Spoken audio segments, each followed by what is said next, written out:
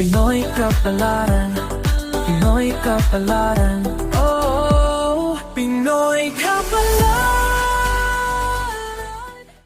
Tahimik ang gabi. Walang hangin, walang gumagalaw.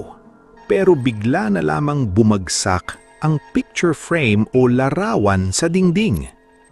Minsan, isang malakas na kalabog lang ang maririnig mo bago mo mapansing may nahulog na picture frame sa loob ng bahay.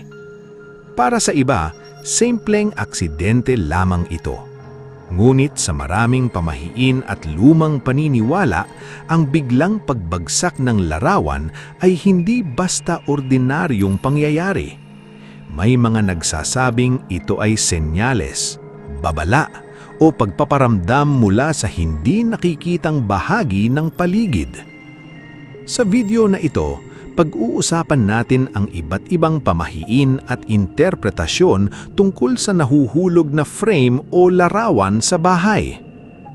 Bago ang lahat, mahalagang tandaan na maraming frame ang nahuhulog dahil sa natural na dahilan. Maaaring mahina na ang pako, lumuwag ang sabitan o naapektuhan ng vibration at init ng panahon. Minsan, simpleng wear and tear lamang ito sa dingding o frame. Ngunit kapag nangyari ito sa kakaibang oras o paulit-ulit na sitwasyon, doon nagsisimulang magbigay ng kahulugan ang maraming tao. Mga pamahiin tungkol sa nahuhulog na frame.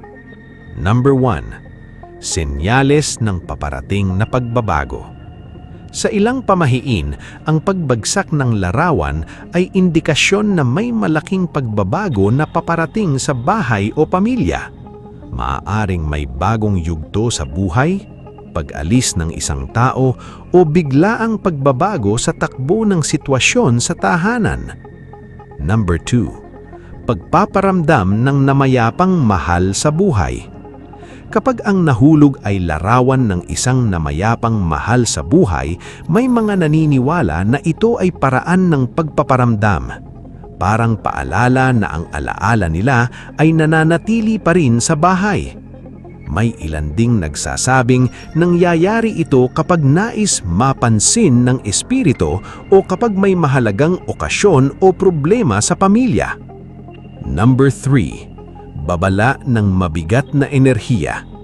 Sa ibang paniniwala, lalo na kapag ang frame ay paulit-ulit na nahuhulog kahit maayos naman ang pagkakasabit, ito ay konektado sa mabigat o magulong enerhiya sa loob ng bahay.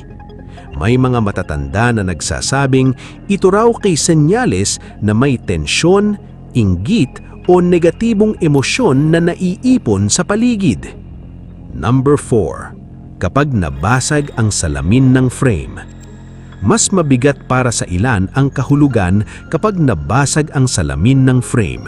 Sa ilang pamahiin, ang basag na salamin ay konektado sa malas, pagtatapos ng isang relasyon o hindi magandang balita.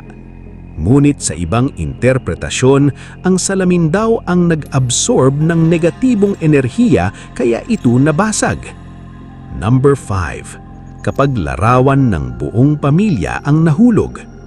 May mga lumang paniniwala na kapag family picture ang nahulog, maaaring may hindi pagkakaunawaan o pagbabago sa samahan ng pamilya na kailangan pagtuunan ng pansin. Hindi ito otomatikong masama, ngunit itinuturing itong paalala na bantayan ang relasyon sa loob ng tahanan at ipagdasal ang mga namayapang mahal sa buhay. Sa kabila ng lahat ng interpretasyon, mahalaga pa ring manatiling kalmado at praktikal. Hindi lahat ng nahuhulog na frame ay may supernatural na dahilan. Minsan, ito ay simpleng resulta lamang ng mahinang pagkakasabit o paglipas ng panahon. Ngunit natural din sa tao na maghamap ng kahulugan sa mga pangyayaring biglaan at hindi inaasahan. Kung naranasan mo na rin na may frame o larawan na biglang nahulog sa inyong bahay, ibahagi sa comments kung anong oras ito nangyari at kung may sumunod bang kakaibang pangyayari. At kung nais mo pang malaman ang kahulugan ng iba pang pamahiin, misteryosong senyales at kakaibang karanasan, huwag kalimutang mag-like, mag-subscribe at i-share ang video na ito.